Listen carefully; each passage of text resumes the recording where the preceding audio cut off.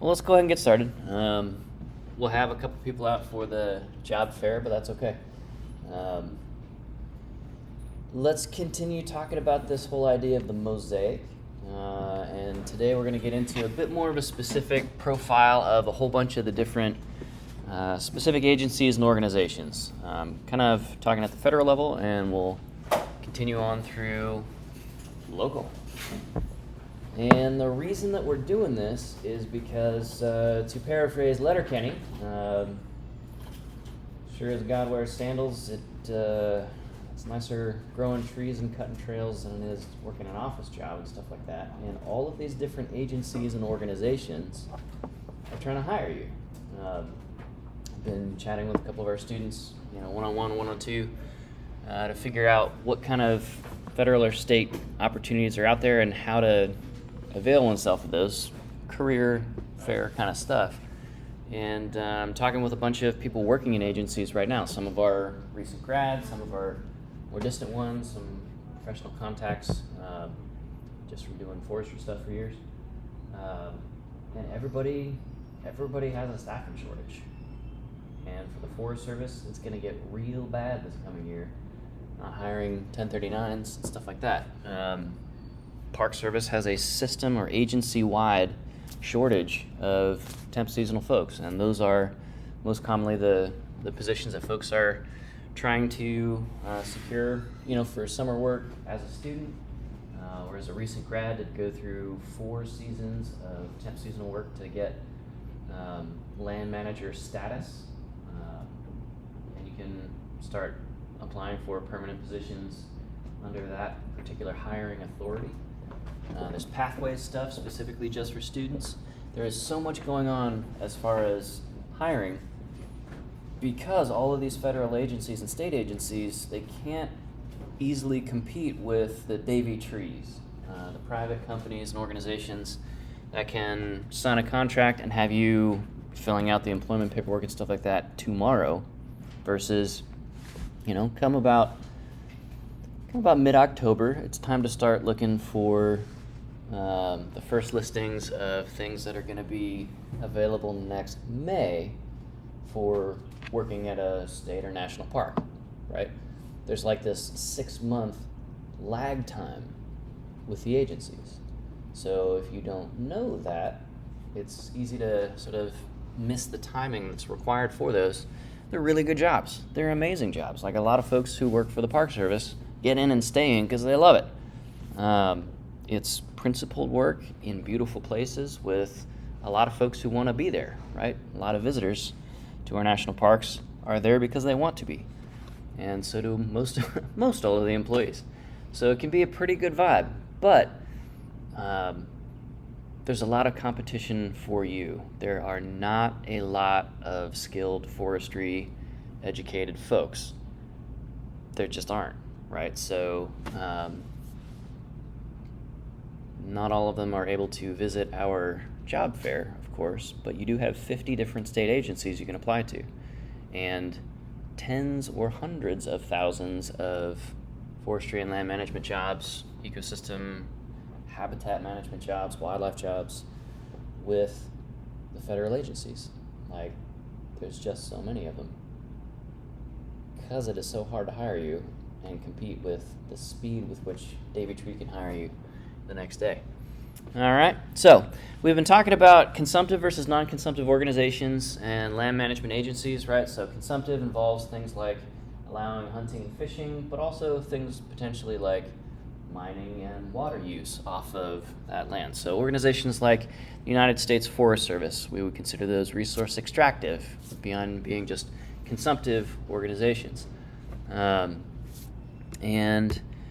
other resource extractive organizations that are specifically focused on flowing and collected water, those are going to be called water project land management agencies. So we ended the class talking about Tennessee Valley Authority, the Bureau of Reclamation out west, and so forth.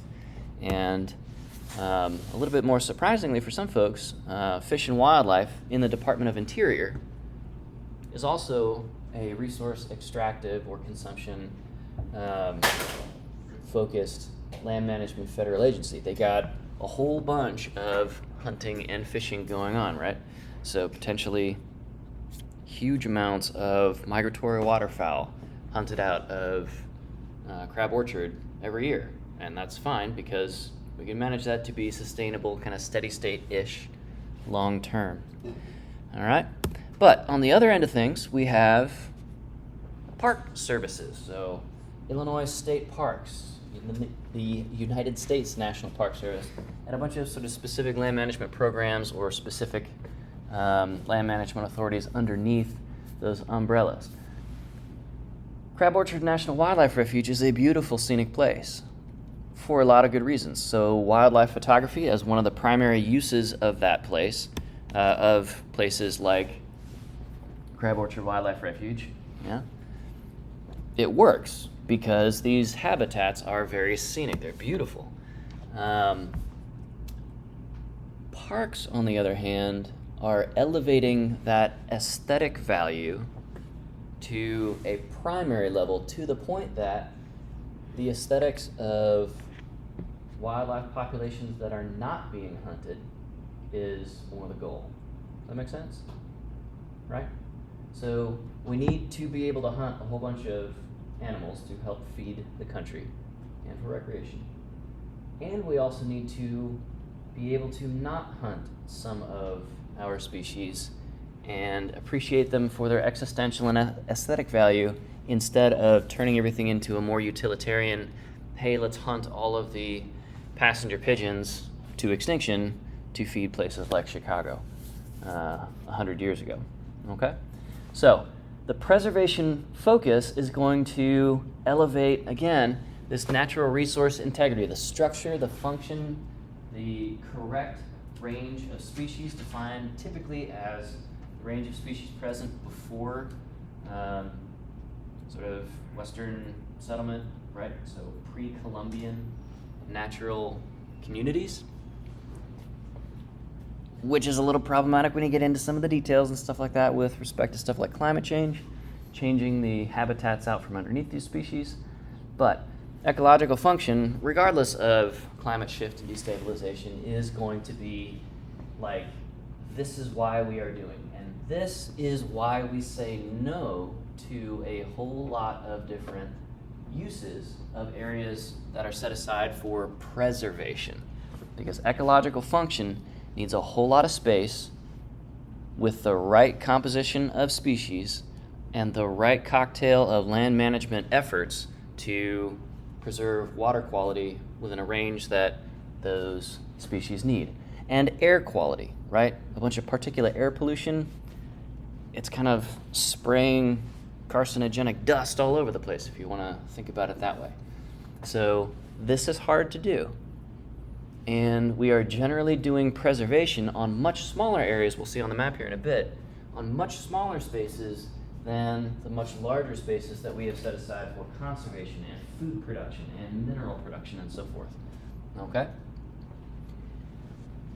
And then more recently, really much more recently, bless you, the Park Service, the United States National Park Service, has for a long time worked to preserve archaeological ruins in places like Mesa Verde National Park. It's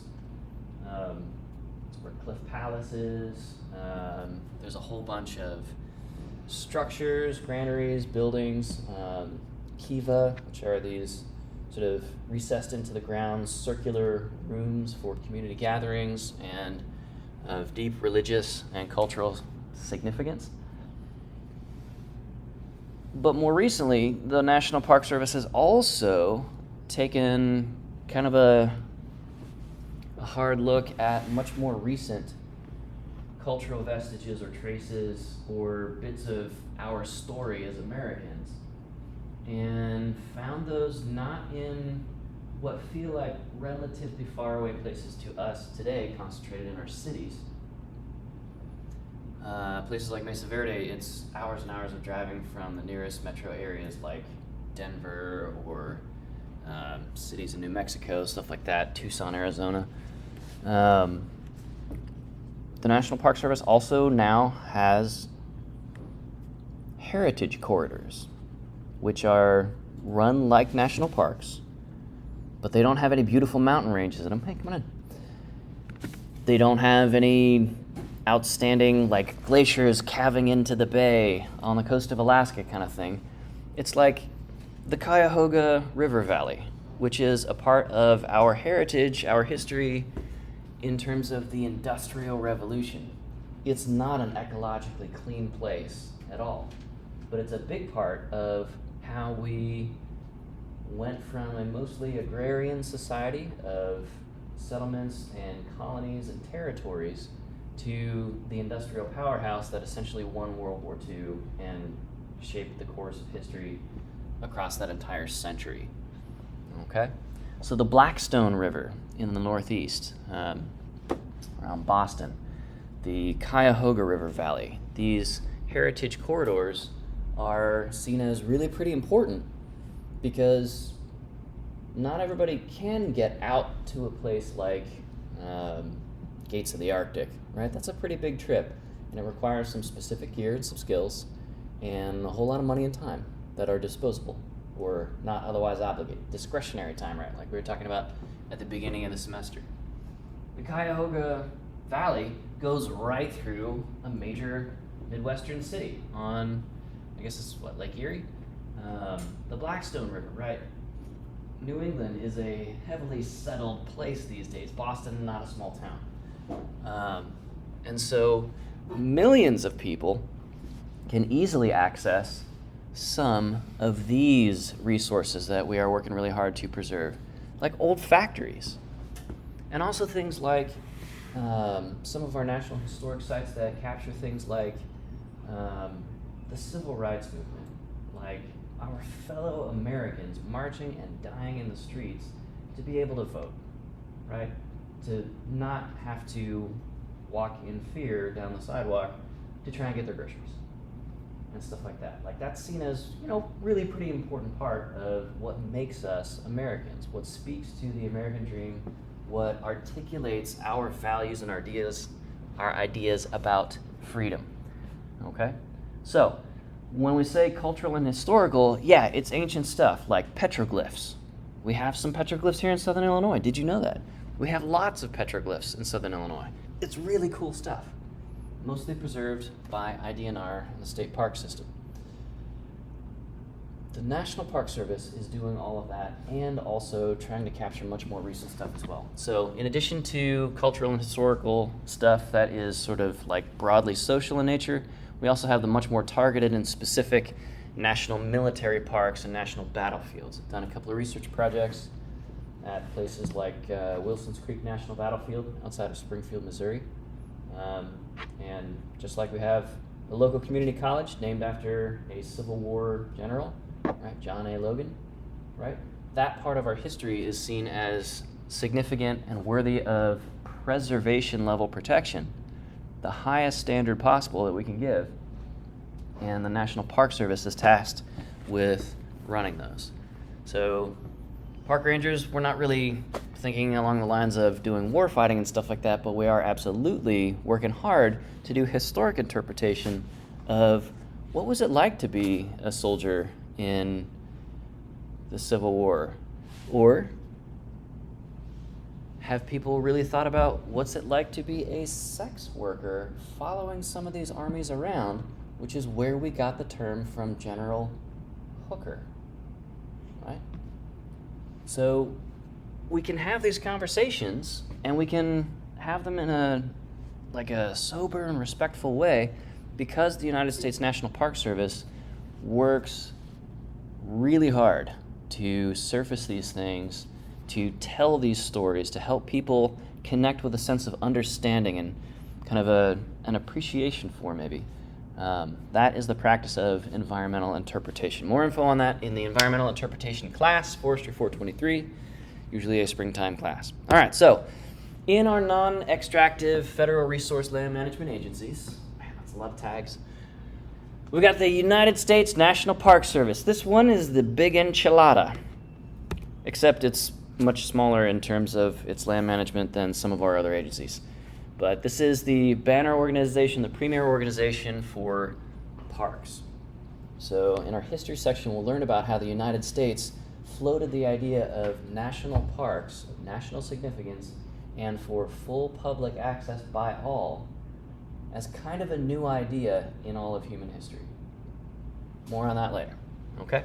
So our national parks are going to be these, the dark green core blotches on this map. So we have places like Grand Canyon and Yellowstone and Yosemite and Sequoia Kings Canyon, right? And typically, we won't see these dark green blotches on the map isolated from other things. The primary exception to that is gonna be a few spots that were originally run by the Tennessee Valley Authority and are now administered by the United States National Park Service. Okay, so the two colors of green here, National Park Service is this kind of dusty green color, dusty dark green, and Tennessee Valley Authority are these riverine systems, the Gauley, the Youghiogheny. Let's see, this over here is and Between the Lakes National Recreation Area that has been handed over from the TVA to the United States Forest Service as a national recreation area. It's kind of a weird exception to the rule, okay?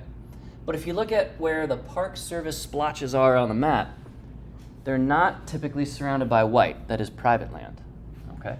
They are surrounded by lots and lots of state land out west, or national forest land, as in the case of the Greater Yellowstone ecosystem, which is a complex of like 5 or 6 whole-ass national forests arrayed around one national park.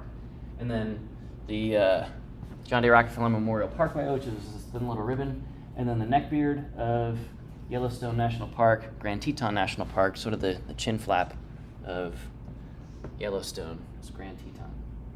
They hate it when you call it the chin flap, or the goiter of the Yellowstone ecosystem. So anyway,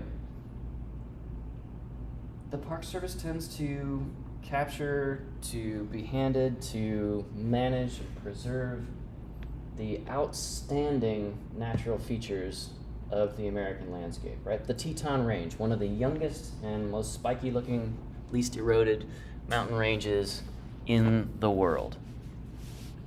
The ridge of the Appalachians here at Shenandoah National Park, right? One of the oldest mountain chains in the world that stretches all the way over to Scotland and Scandinavia. And so everything else around that tends to be a little bit less unique or outstanding or exciting. And so we tend to push those areas into national forest, national grassland, national recreation area, national wildlife refuge habitats, so that we can do more extractive things on areas that tend to be lower elevation, less steep, less mountainous, montane, and we can run extractive or conservation-oriented things off of those landscapes in a way that, the snow caps in Rocky Mountain National Park or the glacier fields and ice fields of Glacier National Park, they couldn't handle that kind of use. Way too fragile for that kind of stuff. Okay, so the Park Service is tasked with the very, very difficult and expensive job of managing essentially all of our most fragile and unique and irreplaceable, non-substitutable ecosystems. Good luck, right? You guys do your thing, okay? So this is, we'll see this map a couple of times. This is our recreation resource system. Another word for this that we're using this semester is the mosaic across our landscape, right? A system of puzzle pieces or tiles that when you assemble them all together, we get the American landscape, and it takes a whole different set or a whole variety of different organizations and agencies to pull it off, right? We need conservation landscapes so we can have hamburgers and soybeans and places to hunt snow geese in the winter, like Crab Orchard. And we need places where core habitat for those snow geese is safe for them to land so they can regrow their population each year. Okay? So on Tuesday, we kind of nuanced this recreation resources system with the most basic or bare classification is, are they public or private? And I can post this PowerPoint online so you don't have to like write everything word for word. However, comma, it is a great idea to work huge extra regions of your brain by taking notes. So those of you with pencils moving along the page, you are going to learn this stuff better, period, versus somebody just looking at it. All right. So the public system is going to be all of our federal agencies. We have lots of opportunities to 50 of these because the public system also includes states and local public organizations like municipalities. Carbondale City Parks would be a public sector system, all right? But we'll start with the federal scale stuff first. And then we'll move into the private sector stuff. So that's everything that is run by a company or run by a family or an individual landowner. And it's a lot, right? There was a lot of white space on that map of the continental United States. Okay?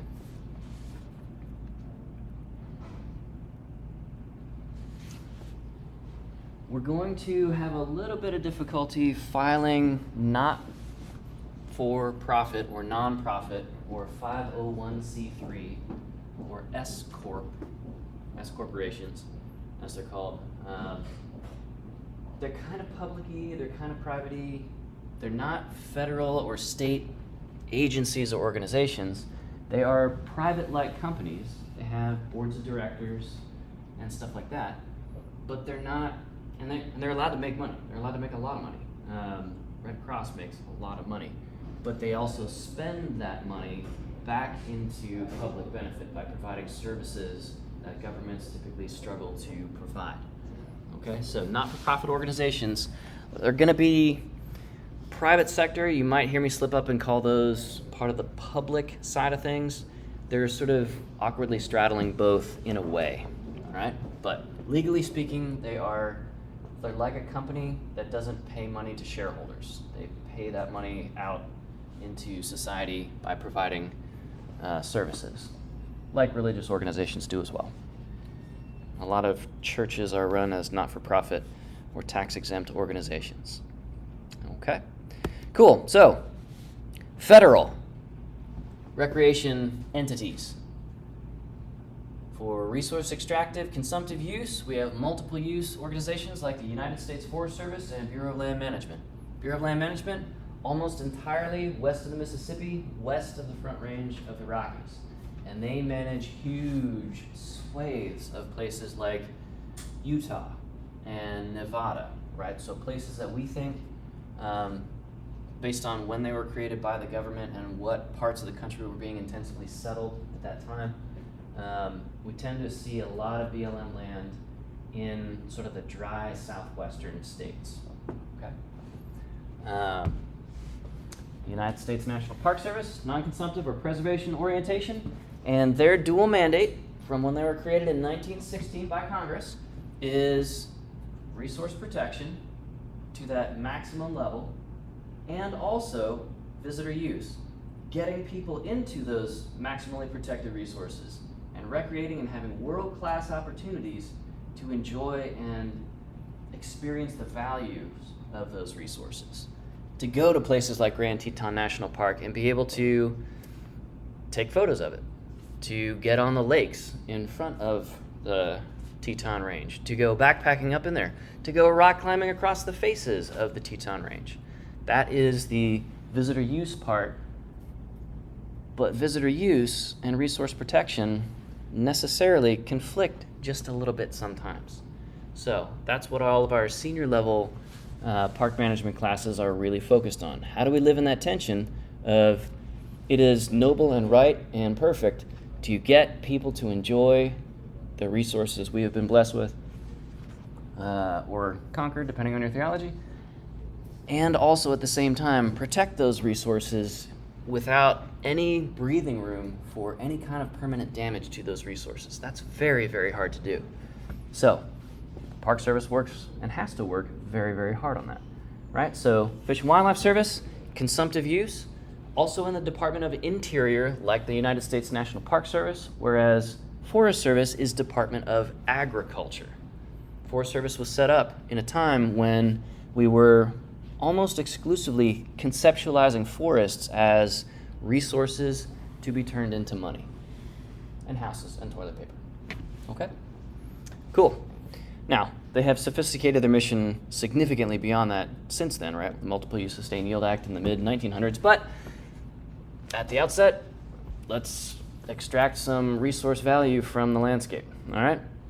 Water project areas, like I said, Tennessee Valley Authority, Bureau of Reclamation.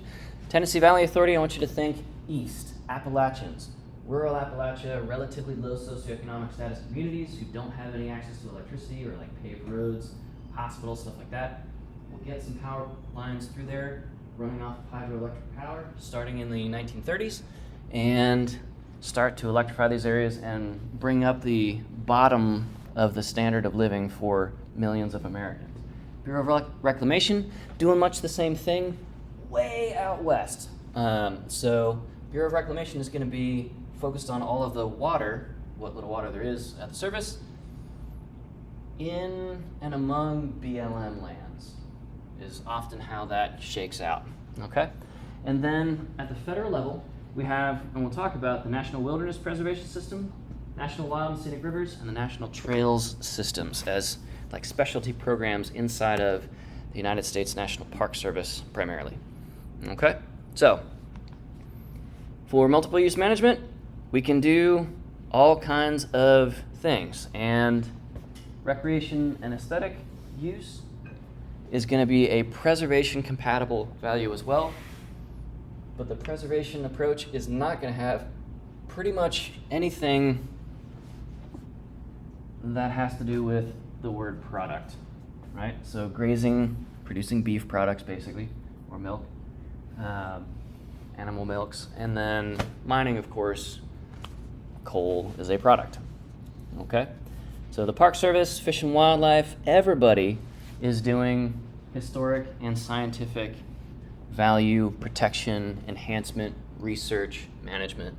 Everybody's doing fish and wildlife habitat management, restoration, extirpation of non-native invasive species, and so forth.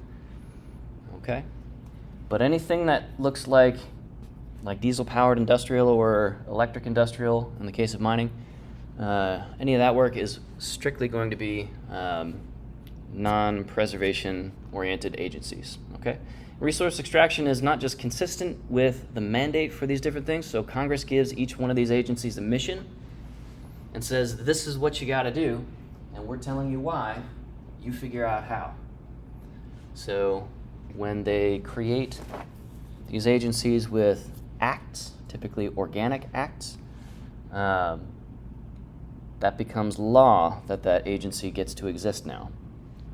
And then the policy, the day-to-day handbook and playbook of what these agencies get to do is figured out by the agencies. And they can do anything as long as it's demonstrably in line with the mission that Congress has set out for that organization. Okay? Cool. All right, so resource protection and visitor use, the Park Service, scenic preservation, natural, cultural, historic resource protection, recreation and education and interpretation. All right? Resource extraction, this is why you can't do a whole bunch of stuff that you can do right across the street from a national park, but you can't do it inside the national park. So, for example, if we go west on summer camp this coming summer in 2025, we will stop by Zion National Park. Zion is like a little Grand Canyon National Park. It's not the Big Ditch, but it's pretty cool. We have canyon walls that are in places in the Narrows like 40, 50 feet apart from each other, facing each other, and they're like 1,000 to 2,000 feet tall, right? That is a slot canyon. And you can't do all kinds of stuff inside Zion National Park. You can't even bring your car to most of Zion National Park. You have to jump on the shuttle bus because all the park infrastructure, all the facilities, the road, all that stuff, the hotels, they're down at the bottom of the canyon where there's just not a lot of space, right? So you park your car outside the park, walk in, take the shuttle bus through, have a blast, and so forth, okay? If you go jump in that car after you enjoy the Narrows and the Virgin River, which is an awkward name, but that's what they called it, and drive along the south edge of Zion National Park outside of the park. There's a little highway that goes through Springdale, Utah, and a couple other small towns there. And then take basically the first right turn you can. If you're going west, you turn north around the southwest corner. If Zion National Park is a square, right? The canyon basically runs north-south, and there's a highway that runs east to west. If you take the first right turn up, like the next little slot canyon that is not inside the park boundary, there's a little area here where you are driving up a paved road, and then it's a gravel road, and then it's a dirt road, and then it's just sort of it's a wide space. There's not even a road, okay? This is BLM land. The Chinle Formation, I believe it's the Chinle Formation, runs through the rock strata all through here. And the Chinle Formation is famous for having not just petrified wood, petrified trees, but entire petrified forests of logs that fell and were mineralized and now exposed by erosion. Like, there are billions of chunks of this stuff just laying around. Inside the perimeter of Zion National Park, run by the United States National Park Service, which does resource preservation, you can look at petrified wood and petrified forests. It's so cool to be walking along a trail and come around a corner and it's like, oh, there's a bunch of downed trees here. Oh, those aren't trees, those are stone, but they used to be trees. Really cool stuff. But if you like so much as disturb them, like kick one with a boot to see what's underneath or whatever, you can get in a lot of trouble, like go away to prison and no conjugal visits level of trouble, you know? It's a federal offense to damage the resources, to impair the resources, so damage permanently the resources in a national park. Right across the fence on BLM land, it also happens to be the Chinle Formation exposed at the surface of that elevation. So people will drive their RVs up this super sketchy road that is not maintained by anyone. It just happens to exist, kind of up along some cliff faces, and pop out on top.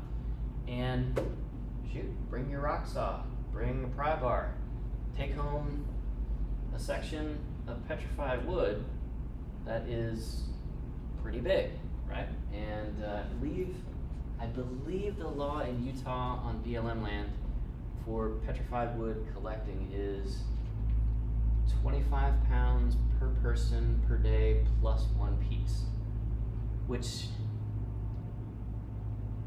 if you don't specify how big that one piece can be, that means it could be pretty big, right? So you can go to rock shops near here and buy for $3,000, $4,000, $5,000 the size of a barrel, 55-gallon drum worth of petrified wood. You can just buy those for like lawn decoration, for example. There's so much of it around, right?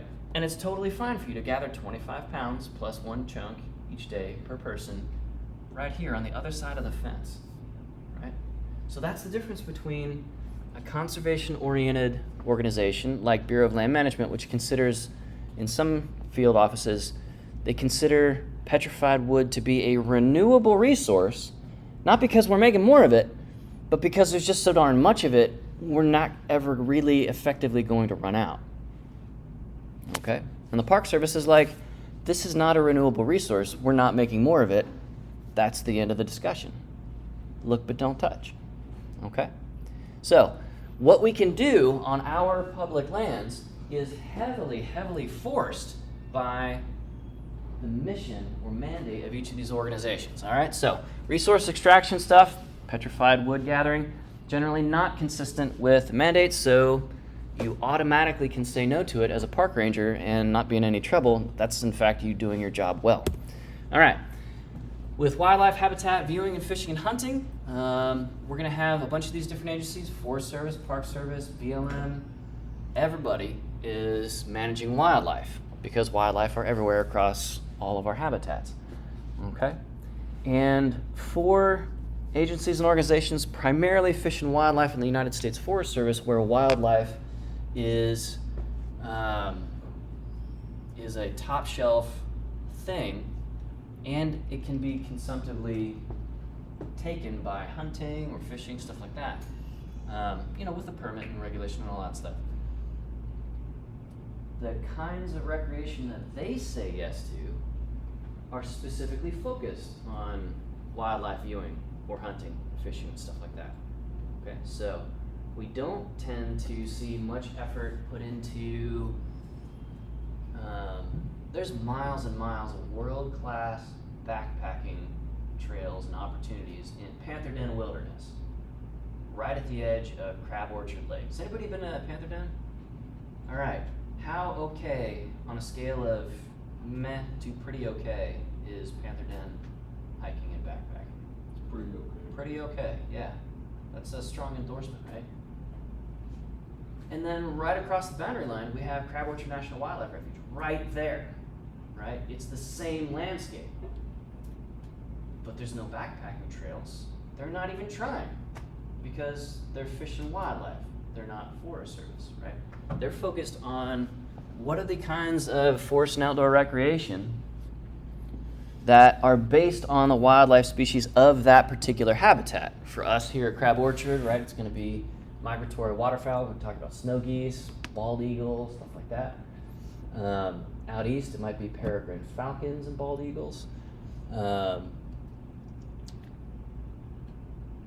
that lets them say no to stuff like cutting miles and miles of backpacking trail, which is awesome.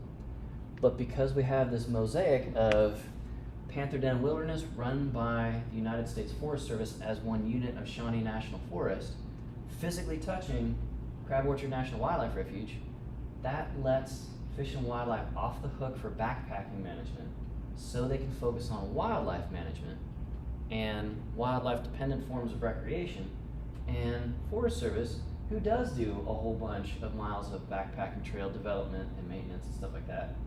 We can each be good at different things. We can go harder because we don't have to do all of the things. We can be more specialists than generalists, right? Masters of specific areas of trade versus jacks of all trades. Like okay versus really laser focused. Make sense? All right, I'm kind of belaboring these issues, but there's often a lot of confusion about what our different organizations and agencies do and kind of why. So we want to sort out in our minds real specifically why Shawnee National Park doesn't exist. Because the United States Forest Service doesn't run national parks. Okay. Now there is an effort right now in the public to convert Shawnee National Forest to Shawnee National Park and Climate Preserve, and that's elicited a lot of polarized opinions, and I have my opinions too about it. So we're not gonna. I'm not going to talk one way or the other about it because I'm a state employee, and we are not to influence any political discussions. Yeah. Is Garden of the Gods a state park, or is it just part of Shawnee? Great question. Anybody know the answer? Garden of the Gods. What is it? It's part of Shawnee, but I can't remember what its designated is. Yeah, it is. It's kind of a trick question. So it's run by the United States Forest Service as one compartment or area or unit of the forest, and there's a wilderness area wrapped around a small front country area where there's a bunch of rock formations and cliffs and stuff. There, but then there's not. Okay, if everyone's like, okay, turn the whole forest into national park, that's gonna be hard because we were talking about, there's houses and businesses, you can't kick people out. Super weird, right? Yeah. why aren't they saying just like at least turn the cool places like Garden of the Gods into like a state park or something? Great question. So, schematically speaking, so a schematic map is not a geographically representational map, it's more of a concept map.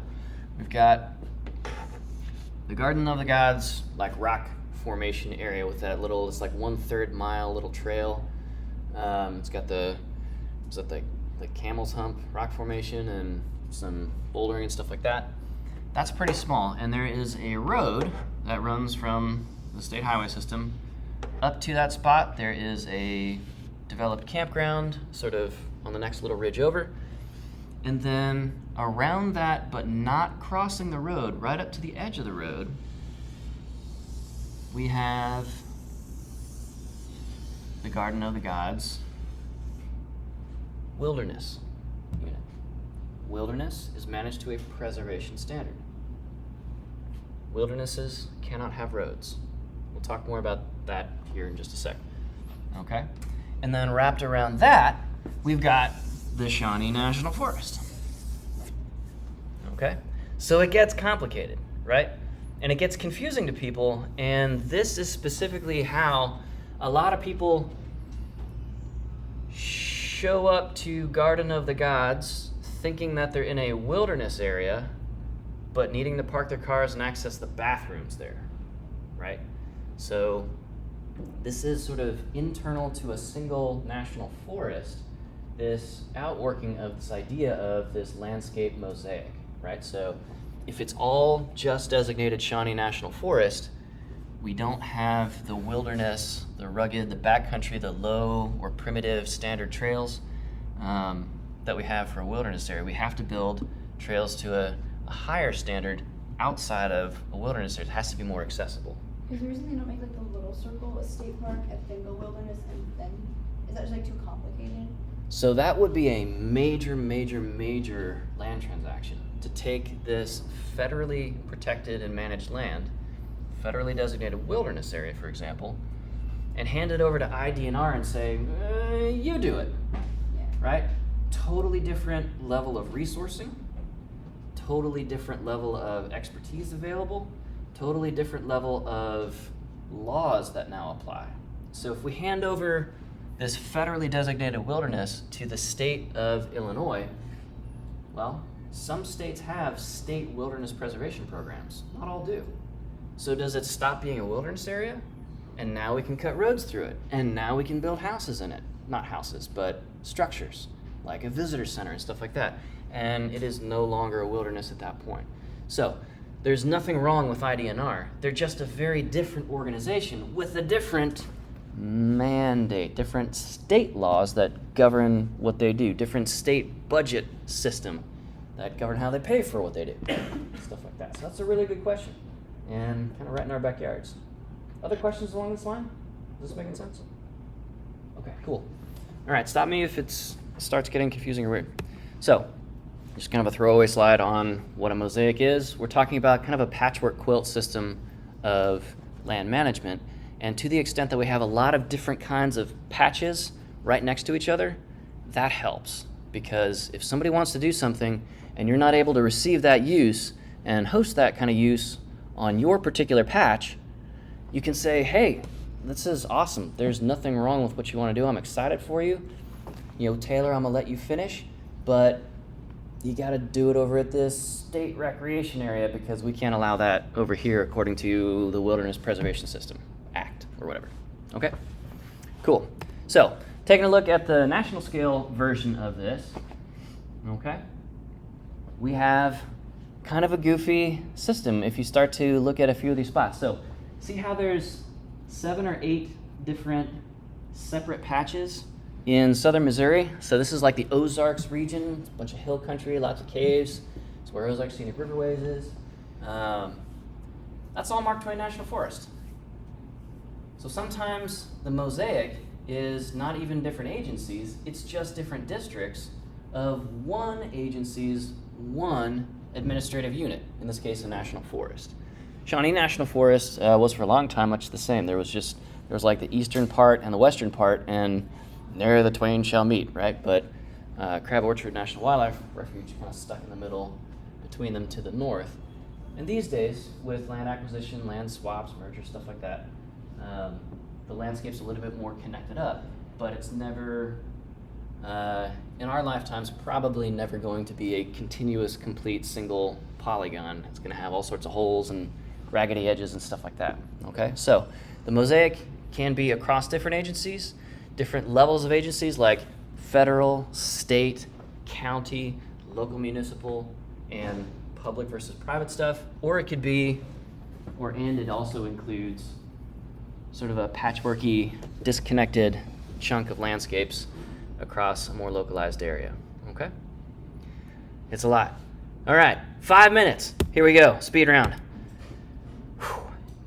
Department of Interior, Park Service, Fish and Wildlife, Bureau of Land Management, Bureau of Reclamation, Bureau of Indian Affairs, not sure that's PC, but that's what they used to call it. All right.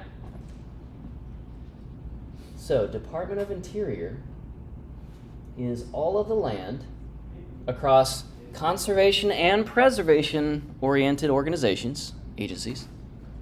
The Department of Interior houses those 5.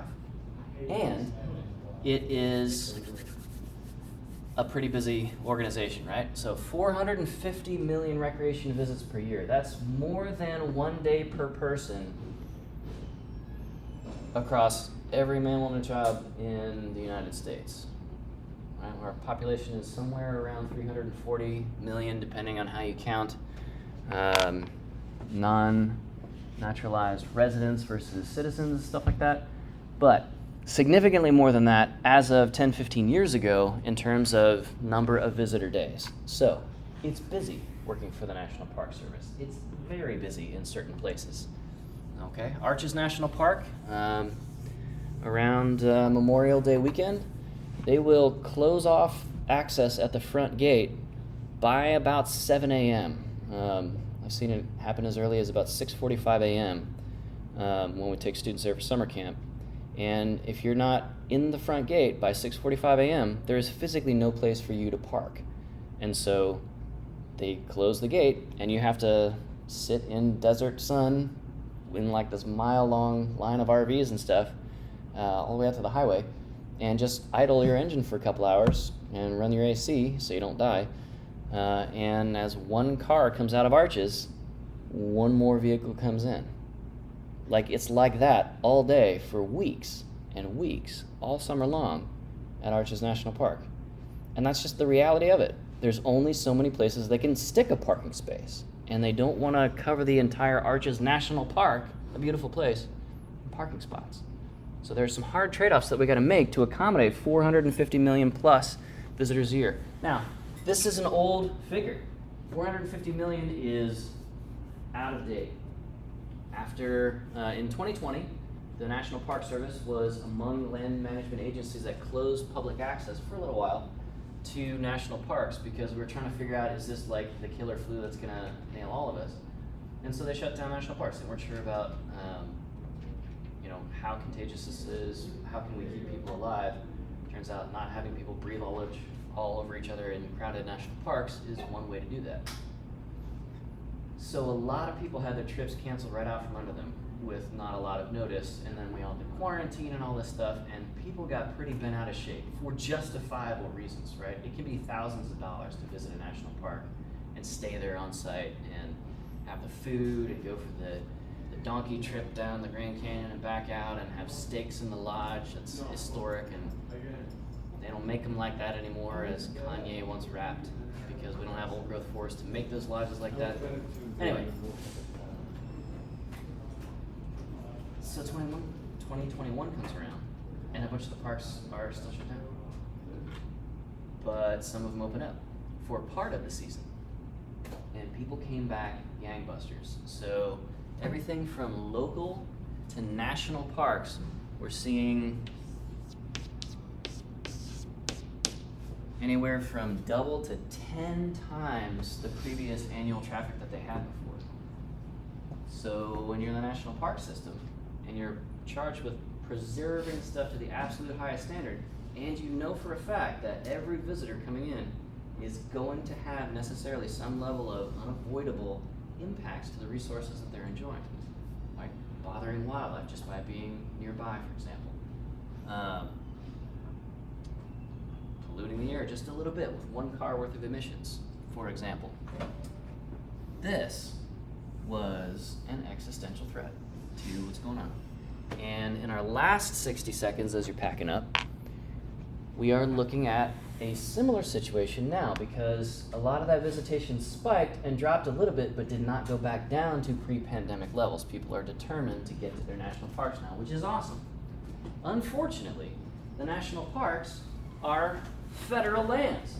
And so when the government, specifically Congress, can't pass a funding bill, like right now, we have to shut down the national parks and furlough National Park Service rangers and foresters and range managers and so forth. And so there might be 1 million people in our parks right now, and some of them are in the backcountry. So it gets super weird when the government can't get its act together and fund this stuff and pay rangers to be on site. And we have to go down to skeleton crew management, and it gets extra weird because this is also part of fire season. Granted, with climate change, it's now not a fire season, it's just fire year round, but whatever. You get the idea. All right, cool. We'll pick it up right here on Tuesday next. Same time, same bat channel. Be here or be somewhere else. I'm around for questions.